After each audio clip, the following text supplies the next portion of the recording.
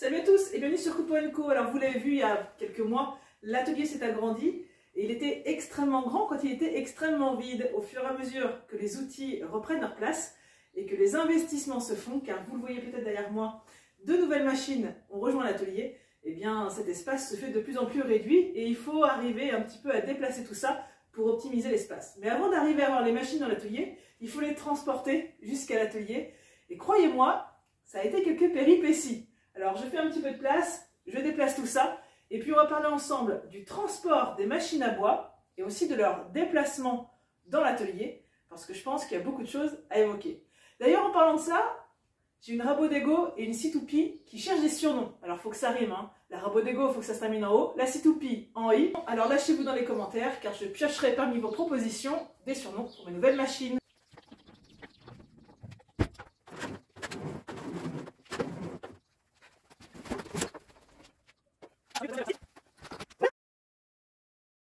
Vous qui avez peut-être suivi les précédents épisodes, vous avez vu que j'ai mis beaucoup de temps à finaliser l'aménagement de mon atelier. Et maintenant, l'heure est venue de procéder à l'équipement de ce dernier. Donc, j'ai fait des acquisitions il y a déjà quelques mois, notamment avec cette Rabodego. Et puis, je cherchais également depuis de nombreux mois une Situpi qui pouvait correspondre évidemment à mes besoins parce que des machines, il y en a un petit peu partout, mais on a tous des préférences, des envies, des besoins. Donc, moi, je voulais une Situpi avec un chariot d'au moins 2 mètres en 220 volts, plutôt récente, et c'était un petit peu compliqué à trouver, je ne vous le cache pas. Donc, quand j'ai trouvé une machine qui me convenait, eh bien, il a bien fallu la faire venir dans l'atelier, et c'est là que les choses se sont compliquées. Si vous me suivez sur Facebook et Instagram, vous avez déjà eu vent des péripéties qui ont accompagné cet achat et qui a considérablement augmenté le coût. Je parle ici d'un billet de 1000 € à peu près qui était nécessaire pour faire rapatrier cette machine, ce qui n'était évidemment pas dans mon plan initial. Donc je voulais vous faire un petit retour d'expérience sur les façons de faire venir les machines à bois que vous achetez dans votre atelier en vous faisant un retour d'expérience avec mes propres acquisitions. Donc grand 1, petit A, faire venir une machine à bois.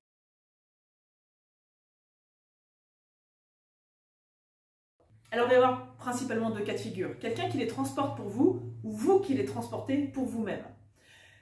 Évidemment, vous n'allez pas avoir les mêmes contraintes, en théorie non plus, pas les mêmes coûts. Que ce soit des machines neuves ou d'occasion d'ailleurs, parce que vous avez tout à fait la possibilité d'aller chercher directement chez le revendeur ou chez le fabricant des machines neuves que vous achetez. Donc que la machine soit neuve ou d'occasion, les problématiques de transport, elles sont malgré tout similaires. À cela près qu'il va falloir prendre en considération évidemment tout ce qui est protection de la machine pendant le transport. Vous le voyez derrière moi, la Situpi que j'ai achetée a été parfaitement conditionnée par le vendeur, que j'ai rétribué pour faire cela. Donc j'avais une palette qui était adaptée, qui était dimensionnée à la machine. Et puis j'avais aussi une magnifique caisse en mélamine multicolore qui m'a bien protégé la machine de tous les petits coups qu'elle aurait pu recevoir pendant le transport. Initialement, l'idée était de la faire transporter par un transporteur. Donc il y a toujours des petits dépôts sur des quais, des petits chocs avec d'autres palettes, etc. qu'il faut anticiper. D'ailleurs, quand vous achetez des machines neuves, vous avez la possibilité de choisir le niveau de protection de votre machine et c'est souvent facturé plusieurs centaines d'euros pour avoir une protection avec une caisse autour de la machine qui malgré tout ne vous garantit pas toujours qu'elle arrivera en bon état. D'ailleurs, si vous avez des retours d'expérience à ce sujet ou des remarques, n'hésitez pas à faire des commentaires. Donc comme je vous le disais, mon premier objectif, une fois que j'ai contacté le vendeur et qu'on s'était mis d'accord sur un prix pour la Situpi, c'était de dire je vais la faire transporter. Donc j'ai contacté des transporteurs, certains ont été très réactifs pour me redonner des devis, je ne vais pas vous faire tout l'historique, mais notamment Geodis m'a fait un devis très rapidement qui était vraiment très attractif, on parle de 170 € pour un trajet d'un peu plus de 800 km, donc je me suis dit que c'était un prix d'appel pour qu'après je leur confie de futurs transports, ce qui aurait d'ailleurs été le cas. Mais pour autant, comme bien même certains sont très réactifs pour donner des devis, parce que DB Schenker s'est aussi prêté au jeu, et lui m'avait fait un devis à peu près de 500 € pour faire le transport de 800 km d'adresse à adresse.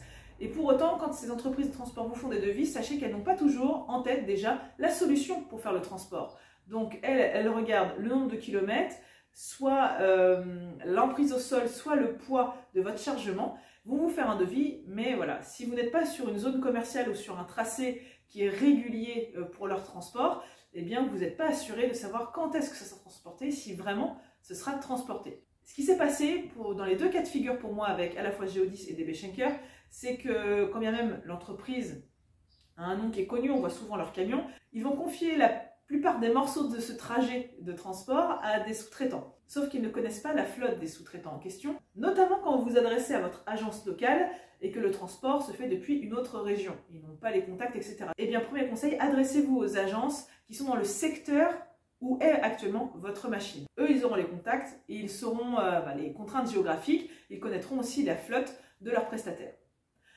Dans mon cas de figure, j'avais donné l'adresse, j'avais donné tout ce qu'il fallait, les dimensions, et en fait, il s'est avéré que c'était en cité résidentielle et que les semi-remorques, évidemment, ne pouvaient pas accéder.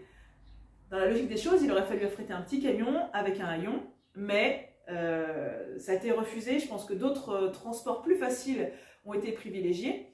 Et après 2-3 jours d'attente, 1 semaine, 2 semaines, 3 semaines, où aucun transporteur n'a trouvé une solution, il a fallu que j'aille moi-même la chercher. Donc, si on doit déjà tirer une conclusion du transport d'une machine à bois par un professionnel, par un transporteur, c'est qu'il faut vous adresser à l'agence où est située votre machine, que si vous n'êtes pas professionnel, ça va être très compliqué d'avoir des devis, parce que souvent ils ne vont s'adresser qu'à des clients professionnels. Si votre adresse d'enlèvement et votre adresse de livraison ne sont pas accessibles par des semi-remorques avec des haillons, vous allez avoir encore là de grosses difficultés. Bien sûr, là je parle pour les grosses machines à bois. Si vous achetez une perceuse ou un perforateur, vous n'aurez pas de problématique là-dessus. Il faudra aussi bien veiller au conditionnement de la machine pour pas qu'elle ait de problème pendant le transport. Et donc, si elle est conditionnée, qu'elle est lourde, qu'elle est sur une palette, évidemment, il faudra aussi prévoir un moyen de descendre cette machine du camion. Si vous êtes équipé à l'enlèvement et à la livraison, il n'y a pas de problème. Si vous avez une machine, un télescopique, pas de problème. Si par contre, comme moi, vous n'en avez pas, eh bien, vous allez être obligé de rajouter un petit supplément pour que votre camion soit équipé d'un haillon ou d'un lève-palette thermique. Alors voilà, le transporteur, ça va être vraiment adapté si déjà on accepte de vous faire un devis, que c'est accessible, que la machine est grosse et qu'elle est loin. Donc, idéalement, c'était totalement adapté pour cette machine-là qui était à 800 km de chez moi. Malheureusement, eh bien, aucun transporteur ne s'est foulé et donc il a fallu que j'aille la chercher moi-même. Je vous expliquerai comment dans un second temps.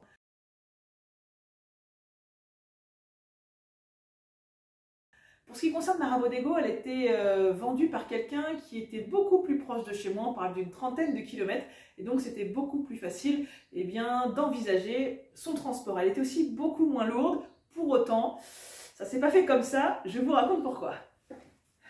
Donc si vous voulez transporter vous-même votre machine, vous avez plein de possibilités. La première, la plus courante, eh bien, ça va être de la mettre dans une remorque. En l'occurrence, nous on était équipés, donc on se dit on va y aller avec la remorque, on va la charger et puis ça va bien se passer. En plus sur place, la personne nous avait proposé d'utiliser son palanque et avait en théorie aussi un système pour fixer ce palan qui nous aurait permis de relever la machine, de mettre la remorque en dessous, de l'assembler et de la ramener à la maison. Bon, ça c'était la théorie. Dans la pratique, le palan ne pouvait pas être fixé assez haut pour monter la machine suffisamment. En plus, quand on veut lever une machine comme ça, il faut savoir où se fixer. Et en l'occurrence, c'était très délicat de la hisser sans risquer d'abîmer les tables et le reste des équipements. Devant cet échec cuisant, il a rapatrié du monde et puis on était de mémoire au moins 4 ou 5 adultes pour la lever d'un côté, mettre une cale, la lever de l'autre, mettre une cale, jusqu'à la hisser à hauteur de la remorque et pouvoir l'emmener au fond de la remorque et l'assembler. Arrivé chez nous, heureusement, on avait un gentil voisin agriculteur qui est venu avec son télescopique, qui nous l'a descendu. Et quand il l'a descendu, en fait, je ne pouvais pas directement la mettre dans l'atelier qui était encore en cours de rénovation. Donc on l'a mis dans un petit garage à côté, et vous le voyez peut-être, pour faciliter le déplacement entre-temps. Moi j'avais fabriqué une petite structure avec des lames de terrasse et des grosses roues bien solides pour pouvoir la manœuvrer facilement et puis ensuite dans un second temps la déplacer quand l'atelier serait finalisé. Donc là encore, il ne s'agit pas de penser juste au transport, il s'agit aussi de penser à comment on va mettre la machine dans notre moyen de transport.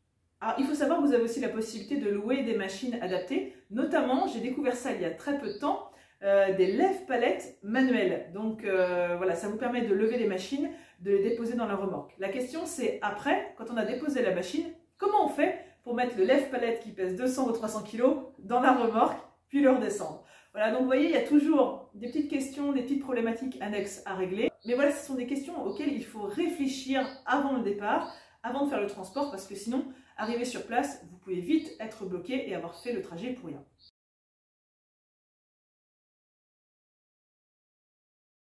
il a fallu que j'aille chercher ma C2P à 800 km de chez moi. Du coup, la remorque, ça a été là encore, eh bien, ma première idée, me dire, j'ai une remorque, j'ai une voiture, on va prendre l'autoroute, on va aller la chercher. Oui, mais la Rabodego, déjà, qui faisait 200-300 kg de mémoire, on a eu le plus grand mal du monde à la mettre dans la remorque. Et pourtant, il y avait de la main-d'œuvre, il y avait des cales, il y avait un treuil, etc. Il y avait beaucoup de choses. Donc la question, c'était comment on fait pour mettre cette machine de 300-400 kg dans la remorque. Dans les faits, c'était impossible. En plus, comme vous le voyez ici, la palette se lève par la plus grande largeur. Et donc, dans la remorque, même si on avait eu un gerbeur ou quelque chose, ou un lève-palette manuel, eh bien, on aurait pu la déposer, mais on n'aurait pas pu enlever ensuite le gerbeur ou le lève-palette, à moins d'avoir eu un plateau, ce qui n'était pas notre cas. Donc, dans ma logique, je me suis renseignée pour louer un plateau. Donc, deuxième possibilité dans le transport de votre machine, avoir une remorque plateau. Pour le coup, si vous avez un gerbeur, ça va être facile, paf, vous la posez dedans, ou un lève-palette manuel. Et c'est facile aussi pour la ressortir et pour la déposer lors de la livraison. Problématique en ce qui nous concernait, chez les loueurs, les plateaux étaient réservés aux détenteurs d'un permis E, ce dont nous n'étions pas pourvus. Donc là encore, une possibilité à enlever. Donc j'ai poursuivi ma réflexion et je m'en suis arrivée au fait que finalement, les camions porte-voitures étaient peut-être la solution idéale. Les camions porte-voitures, je vous fais une petite illustration juste ici, eh bien ils sont pourvus d'une petite rampe, ils sont pourvus d'un treuil, et si on fonctionne à la manière des Égyptiens avec des tubes comme il le faut, eh bien il y a moyen de tirer une machine proprement arrimée pour la mettre sur le plateau et ensuite la transporter. Donc problématique par contre, c'est que si le temps n'est pas de la partie, il faudra vraiment veiller à protéger votre machine, parce que dans le cas contraire, vous aurez évidemment de la pluie ou de l'humidité qui risque de rentrer sur votre machine, et c'est évidemment pas ce qu'on recherche. Malgré tout, je pense que ça peut être une bonne option. Voilà, ça ne nécessite pas forcément beaucoup de main d'œuvre, juste quelques tubes, une bonne palette sur laquelle la machine sera fixée, et puis surtout vérifier que le treuil fonctionne avant de partir.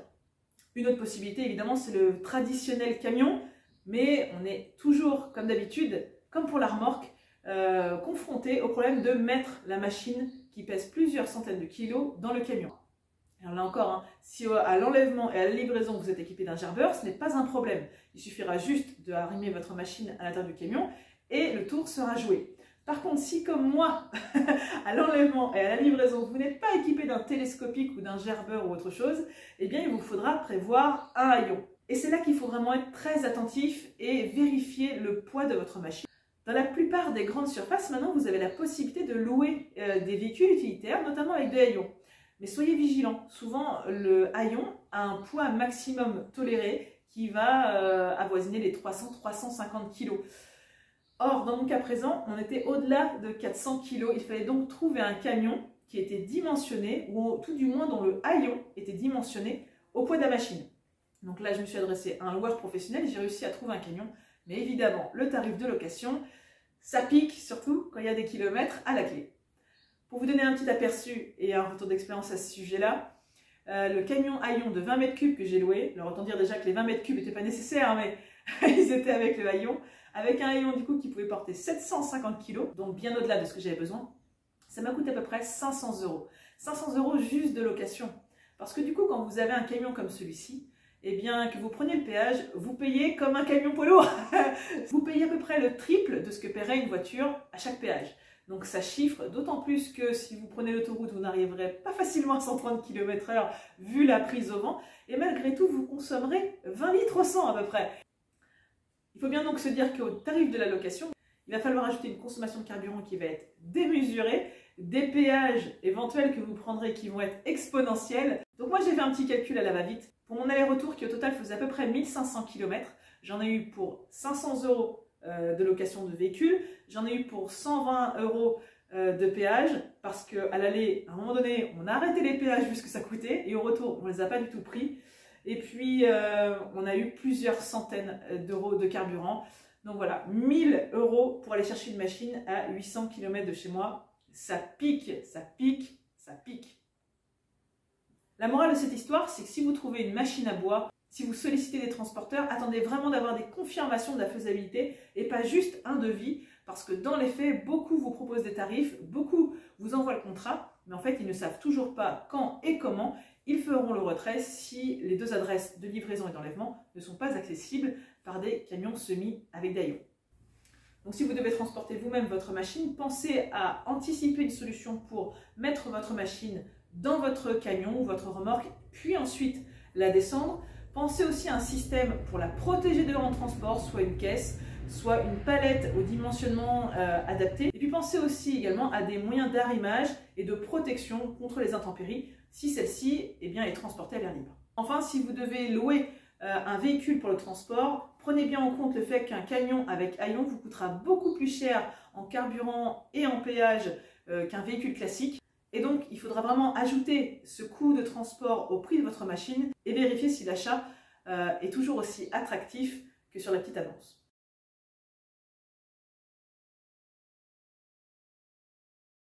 Bon, maintenant que les machines sont dans l'atelier, il faut penser à pouvoir les déplacer.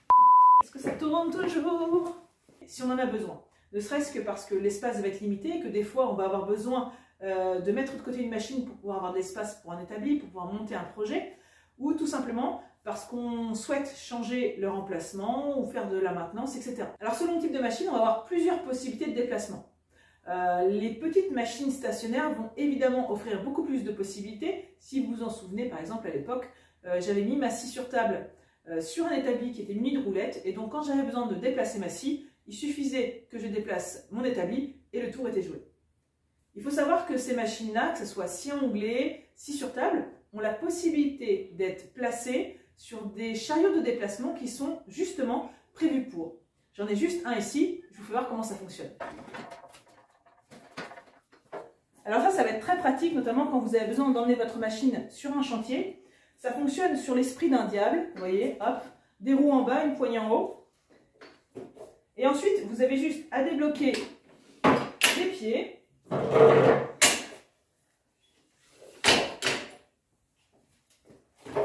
À pivoter. Et votre machine, elle retrouve sa position de travail. Et quand vous avez besoin de la ranger dans l'atelier ou de l'emmener ailleurs sur un chantier, vous n'avez plus qu'à replier. Alors en ce qui me concerne, j'ai aussi un chariot de la marque Bosch qui se met sous ma scie onglée et qui fonctionne super bien. Ça ne va pas être adapté à toutes les machines à bois, mais pour ce qui est des scies onglées, des scies sur table, ça fonctionne très très bien et ça permet de les déplacer en un clin d'œil. On l'a évoqué tout à l'heure, quand ma rabot d'Ego a été descendue de ma remorque, sachant qu'elle ne serait pas descendue et installée à son endroit définitif, j'avais fabriqué un petit plateau à roulettes avec des lames de terrasse et des grosses roulettes. Évidemment, ce petit plateau roulette, il n'a pas vocation à rester sous la machine pendant qu'elle sera en utilisation. Là, c'est vraiment du temporaire. Il va d'ailleurs falloir que j'enlève la machine pour la poser au sol. Parce que pendant l'utilisation, la machine, elle doit être bien posée au sol, bien stable. Et donc ça, c'est pas du tout compatible avec du rabotage et du dégauchissage. La question qui se pose donc, c'est admettons que j'ai besoin de la mettre de côté parce que j'ai besoin d'espace, ou au contraire que j'ai besoin de la mettre en plein milieu parce que j'ai un gros morceau de bois à dégauchir. Comment je fais pour la déplacer? Et donc, il existe évidemment des solutions qui sont proposées par les fabricants, à l'image de Hammer, qui a prévu des kits de déplacement. Je vous mets une petite illustration là. Il y a des trous de fixation qui sont prévus. On va venir mettre un support pour un timon. Et de l'autre côté, il y a aussi des trous qui ont été prévus pour venir mettre une grande barre avec des roulettes, je crois, en nylon de chaque côté. Et donc, quand on incline le grand manche qui va nous servir pour déplacer la machine, on va reposer sur les roulettes à l'arrière et la machine pourra être déplacée facilement dans l'atelier. Il faut malgré tout compter la modique somme de 120-130 € pour un kit de déplacement. Donc on va quand même réserver ces kits-là aux machines qui auront vraiment besoin d'être couramment déplacées. Par exemple, ma scie toupie, je n'ai pas prévu de la changer de place tous les 2 ou 3 jours. L'idée, c'est qu'elle reste stationnaire, quasiment définitivement au même endroit. Par contre, la rabot d'Ego, l'idée, c'est que je puisse la déplacer comme j'en ai besoin. Donc au final, peut-être que le kit de déplacement sera la solution la plus adaptée, mais ce n'est pas la seule. Et oui, ce n'est pas la seule solution. Et là encore, je vais vous mettre une petite illustration parce que j'ai découvert qu'on pouvait déplacer cette machine avec un tire-palette. Et vous le voyez, moi je suis équipée. Vous voyez, c'est de ça dont je parle. C'est même fourni par le fabricant avec la machine. Donc vous installez une vis filetée avec un écrou. Vous la dépassez. Alors les cotes, je ne les ai plus forcément en tête et c'est propre à chaque machine. Et en fait, ça va vous servir de support pour venir déplacer votre machine avec votre tire-palette. Alors, je n'ai pas encore essayé. Pour être objective, j'essaierai. à l'occasion, mais je pense que c'est pas aussi efficace qu'un kit de déplacement, surtout si le poids de la machine repose juste sur la tête d'un boulon. Voilà, peut-être que j'ai manqué quelque chose, mais en tout cas, sachez que c'est une possibilité. J'interromps juste quelques secondes votre vidéo parce que je suis en train de faire son montage. Et depuis le tournage justement de ces images, j'ai eu l'occasion de tester à plusieurs reprises cette méthode et je dois vous dire que je suis assez mitigée parce que quand on utilise le tire-palette, eh bien la machine se trouve extrêmement déséquilibrée, elle est toujours un petit peu sur le point de basculer, donc c'est vraiment pas génial. Et en plus, eh bien c'est très difficile de la manœuvrer parce qu'on faut avoir le recul nécessaire après pour enlever le tire-palette, etc. Donc c'est vraiment très délicat de la manœuvrer avec ce système, quand bien même ça fonctionne de façon extrêmement ponctuelle. Je le précise. Alors après, sur les plus grosses machines, à l'image de ma C2P, là aussi, je vais pouvoir avoir des kits de déplacement, mais je vais pouvoir aussi directement mettre le lève-palette sous la machine pour la lever sans avoir besoin de rajouter des boulons ou autre chose. Alors on a déjà fait le tour des principales possibilités pour déplacer une machine dans l'atelier. Il en reste évidemment quelques-unes. À l'image des roues qu'on peut venir fixer directement sur la machine aux quatre coins et qui vont avoir la faculté de se relever lorsqu'elles ne sont pas utilisées. De cette façon, la machine sera bien au sol durant son utilisation. Et puis il y a aussi des systèmes, alors là qui sont beaucoup plus temporaires, où on va venir lever un coin de la machine, mettre une espèce de petite plaque sous laquelle est fixée une roue. C'est un petit peu ces systèmes qu'on utilise pour déplacer ponctuellement des frigos, des machines à laver, pour faire des petits déménagements. Mais évidemment, ce ne sont pas des systèmes qui auront vocation à rester sur les machines et qui sont très contraignants parce qu'à chaque fois, il va falloir hisser la machine pour mettre la roue en dessous et pouvoir ensuite la déplacer dans l'atelier. Bon, vous le voyez, il y a aussi des machines qui prévoient de série un système pour les déplacer, à l'image de ma Ruban Metabo. Bon, je ne vous cacherai pas que ce n'est pas le plus facile à utiliser parce qu'il faut tout basculer. Et puis du coup, on ne peut pas reculer la machine contre un mur parce qu'évidemment, il y a besoin d'espace pour qu'on s'installe. Mais malgré tout, c'est une solution qui fonctionne. Donc voilà, en fonction de ce que vous achetez, sachez que la machine peut déjà, de série, être équipée d'un moyen de déplacement. Vous le voyez, beaucoup de possibilités de transport de la machine jusqu'à votre atelier, puis ensuite de déplacement au sein même de l'atelier. Il est possible que j'ai oublié quelques solutions et possibilités, donc n'hésitez pas à le mettre en commentaire. Vos retours d'expérience serviront à tout le monde, c'est évident, à tous les voisins qui nous suivent. D'ailleurs, je remercie tous ceux qui likent et qui commentent et qui s'abonnent à la chaîne Copo & Co. C'est ça qui fait vivre les vidéos et ça fait vraiment très très plaisir. Ce logo qui est derrière moi a été réalisé par John Steele, donc je les remercie d'ailleurs parce qu'ils ont fait un super travail. Il est fait à base de valchromate jaune et d'une plaque d'alu qu'ils ont découpée. Donc voilà, ça habille super bien l'atelier. D'ailleurs, n'hésitez pas, si vous voulez faire découper du bois ou du métal chez eux, je vous mets le lien de leur site internet dans le descriptif sous la vidéo. Vous le voyez, ils font un travail formidable. Donc encore merci à eux pour leur professionnalisme parce que franchement, ça envoie du bois. Allez, à très bientôt sur Copo & Co. Et surtout, n'oubliez pas, faites plein de copeaux. Bye bye!